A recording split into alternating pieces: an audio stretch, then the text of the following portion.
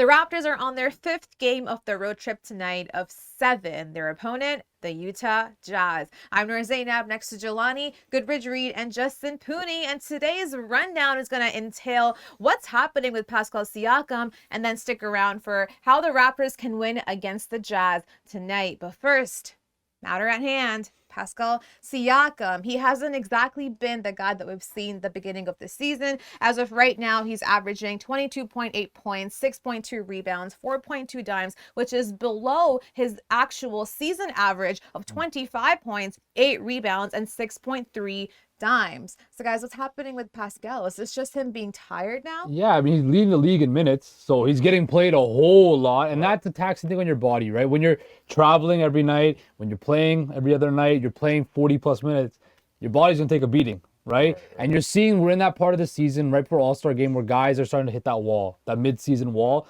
and that's why this All-Star break, and maybe Pascal Siakam not making the All-Star team might be beneficial to him because he can get some much needed rest, right? So when I look at Siakam and I look at how he's playing, yes, he's not averaging what he's been averaging for the rest of the season, but it's expected, right? We're at that kind of the dog days of the season right now, where things are kind of slow. The NFL's playoffs are going on, but after that, you see after the All-Star game, everything kind of picks up. So if I'm Pascal Siakam, I can't wait for the All-Star break. Slow just for you right now, because the rest of us ball fans have been watching it pretty closely. But sorry, continue. I watch ball. Did you see LeBron last night at MSG? Of course he watched LeBron. Everybody watches What was LeBron. Julius Randle? What was Julius Randle doing on that last possession last night? Question. What was Julius Randle? But anyway, the All-Star break cannot come soon enough for Pascal Siakam so he can get some much-needed rest. Yeah, no, it's true, right? He's been playing well at the start of the year, and then now we're at the tough part of the season. And the thing is, on this Raptors team, who's asked to do so much? It's him, right? He has to do it on the offensive side,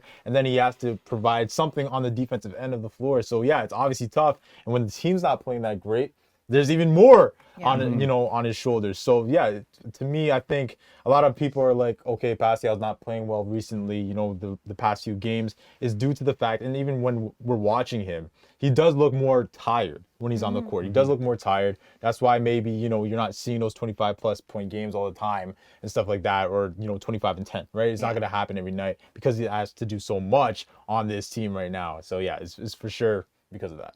It's also because Pascal has been out. He was injured after having those crucial, amazing 3 months of basketball that he was playing, where people were like, well, he could be top 5 at one point. He could be top 10. We'll see where it goes. But then he came back into the lineup from rehabbing. But as he came back, we saw Freddie leave. We saw OG leave. You saw Gary. Precious was out for pretty much the entire season up until a month ago. But that leads me into thinking, and I actually was watching Blake Murphy on the Raptors podcast with Bill Lou this morning, and he had something very interesting to say. Like, he actually put the stats together, and he said Raptors have played their players 38 minutes. That's 432 times over 4 seasons.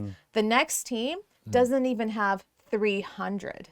And then he says Raptors have played their guys 38 minutes or more, 47% more often than the next highest team.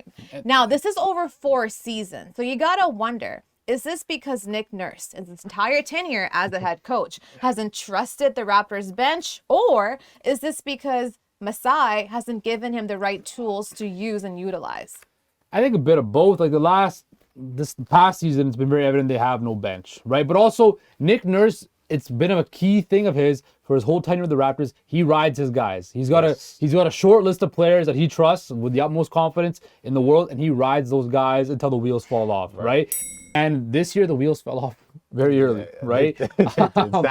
Sadly. But I think going forward, what the Toronto Raptors really have to stress is kind of what they did before Nick Nurse came in, was the whole bench mob thing, building depth. Now, you're going to need, a high-level piece to, supplement that, but building depth, the Warriors have done it, the Grizzlies have it, the teams that are very successful in the NBA, they have depth to supplement their superstars, right? And the Raptors, I think they need to go back to that and really have a rotation, a 10-man rotation at least, where they can roll 10, where they can at least roll out 10 players consistently, give you consistent production. We need that for sure. Like, when you're looking at this team, other teams, when they meet the Raptors, they expect their starters to play the whole game, right? They don't expect anything from the bench. That's also why the losses have come, right? That's also why the injuries have come, because a lack of a bench, a lack of guys that could, ease the pain from what these guys have to go through 40 minutes a night. So that is Nick, right? We understand that he's similar to Tom Thibodeau. You know, he's starting to grind his players out year after year after year.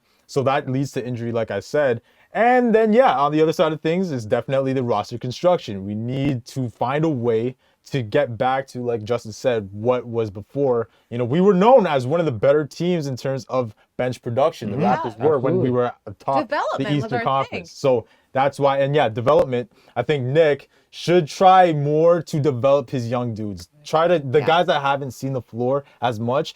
I know he might not trust them, but you got to find a way to gain that trust, right? Is that in practice time? Is that in off-season training, right? So you have to see what you have. You have to see what you have with these young players, right? And they might be getting a whole lot more young players because the trade deadline is coming up. But I think you raised a really good point with Tom Thibodeau, how like he uses his players the same way. I think actually what Nick Nurse reminds me of, to all you soccer fans out there, Jose Mourinho. Okay. When Jose Mourinho used to coach. I am Jose Mourinho. I hate you, girls. You're not the special one. I hate you. Jose Mourinho. I remember he took over my beloved Chelsea, and I used to love Juan Mata. And Jose Mourinho was known to be the guy who would come on the squad, coach his team, but there would be that one guy that he's just not going to play. Right. He will be on the bench, and he'll be riding that bench the whole way through. That guy for me was Juan Mata. I saw Juan Mata go from being the center midfield of my favorite team to riding the bench until the end of his career because of Jose Mourinho. And I'm not saying that's who Nick Nurse is, but I'm saying I think when Nick Nurse is the kind of guy who understands and likes a certain kind of element that players possess. That is defense. If a player is not going to be willing to play both ends, but not just both ends, I think sometimes he doesn't even let them make a mistake. Like if you see Malachi get on, if you see Thad Young get on, if you Cam Burch hasn't seen a minute this entire season, I think. But I think when he sees them make one mistake, he's like, nope, that's it. I don't see the defense there. And I get it. It makes, because like at the same time, you see this team and their their values have been riding on defense ever since you've seen Masai come in, because that's been the team. That's what it's all been about. But at the same time, these guys can't get their defensive reps up if they're not playing the game.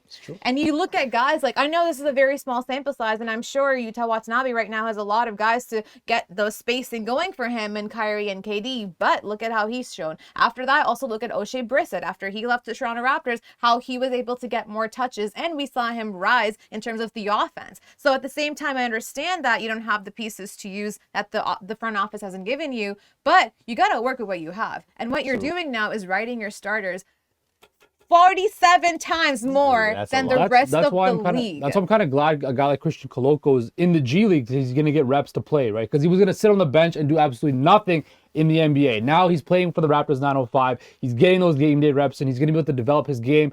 That right there might be something the Raptors need to work on. Utilize the fact that you have a G League team just down the highway, right? Yeah. Don't be afraid to send guys there and let them develop their game, let them play, because you're not going to develop your game if you're sitting on the bench and doing absolutely nothing, right? Exactly. And that's it actually works right into our next topic. Let's look at Lauri Markkanen. He went from the Bulls, he went from the Cavs, and then he's now shining his way on All-Star. The Jazz. And that's because teams weren't using him the way that he should have been using, and the Jazz are doing just that. And guess what? The Raptors take on him tonight without OG Anunoby. Lauri Markkanen has been one of their top guys, and so has this guy right behind me, Jordan Clarkson. Yes. Yep. So what do the Raptors have to do to stop Jazz and get this win and perhaps lead a positive record on this road trip? They got to commit to defense, right? We say this all the time. And why? Because this Utah team can score. Okay, they're top 4 in a lot of areas, and specifically the 3-ball tonight, I think is going to be very important. They hit like 4. They're 4th in terms of hitting 3-pointers. So can you commit on that side? We talk about it all the time. Nick Nurse, his defenses. Can you commit? This season hasn't really been there, right? The activity on that side of the ball has been very inconsistent. So if they want any chance in this game, their defense is going to have to show up. We saw it, though. We saw it at the start of this road trip. Remember Sacramento? I thought the Kings were going to win that game due to Sabonis, All-Star, Fox, of course. This is a similar matchup. Utah can score. You have Lauri Markkanen, All-Star as well. Can you limit him? I'm not expecting him to score 9 points and have 9 turnovers like we did to Sabonis, but if you could find a way to at least get into him, make things difficult for him. So that he tries to, rely on somebody else, then you have a shot. But yeah, defense for me. I think the biggest thing is going to be weathering, on top of what you said about defense, but I think it's also weathering the storm. Utah plays at a higher altitude. You know the guys, when they go to Utah, that's an advantage they have in Salt Lake They're City. in Denver, yeah. So if the Raptors can weather the Utah storm early and not get themselves in a big hole, I think they could, potentially squeeze out a win. I forget who I picked on our whole bet thing. Did I pick Utah? We all picked the Jazz. I did. The only one So, that remembers. Raptors actually don't weather the storm, get waxed tonight in Utah, just get No, sorry, absolutely we all picked steamed. the Raptors. My bad. Oh. What am I saying? I all picked the Okay, yeah, actually, never mind now. I hope you get waxed. No. Weather the storm. Get extra oxygen in your system. Breathe. Take deep breaths.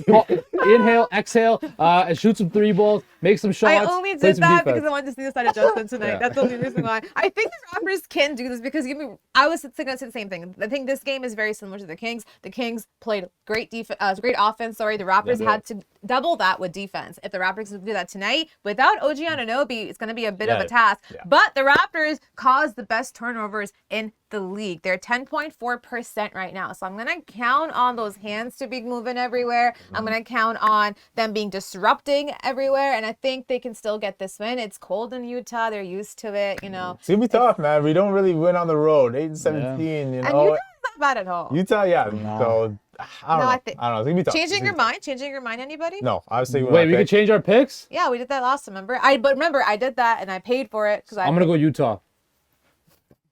I'll stick with my pick. I'm going to Utah tonight. The Raptors going to get steamrolled in Utah tonight. Weather the They're going to storm. get waxed. Not- Forget that whole thing I said about weathering the storm. The Raptors going to get waxed in Utah. I'm going to Jazz. Raptors, you're not getting waxed. Take some deep breaths. Guys, look, get waxed. Yeah. Don't get waxed. Get waxed. Yeah, It's over. I know we can change picks. I didn't know we could change picks. We did that last time. Well, we changed picks. I mean, I guess Justin did. And for that, the Raptors now have 2 things to work for: getting a win and prove Justin wrong. And we'll see tomorrow if the Raptors can make this road trip a positive one, at least up until the Jazz.